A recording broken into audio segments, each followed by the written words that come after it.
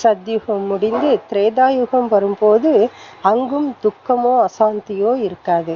இது செமி சொர்க்கம் எனப்படுகிறது. இதனை வெள்ளியுகம் என்கிறோம். திரேதாயுகமும் 1650 வருடங்கள் கொண்டது.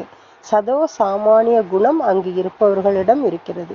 இங்கு ராமர் சீத்தை ஆட்சி நடக்கிறது. சத்யுகம் போலவே இந்த யுகமும் சுகம் நிறைந்த உலகமாகவே இருக்கிறது.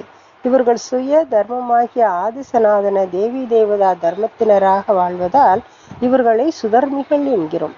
2500 வருடங்கள் கழித்து ஒரு பாதி அளவு பூகம்பம் ஏற்படுகிறது. துவாபர யுகம் ஆரம்பம் ஆகிறது. கல்ப மரத்தின் நடுப்பகுதியில் கிளைகள், அதாவது மற்ற தர்மங்கள் தொடங்குகிறது.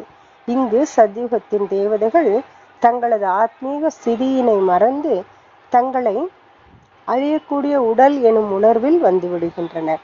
தேக அபிமானம் ஏற்பட்டு விடுவதால் 5 விகாரங்களும் வந்துவிடும். மேலும் இதே தேக உணர்வில் இருக்கக்கூடிய ஆத்மாக்களும் மேலிருந்து நாடக மேடைக்கு வந்து விடுகின்றனர்.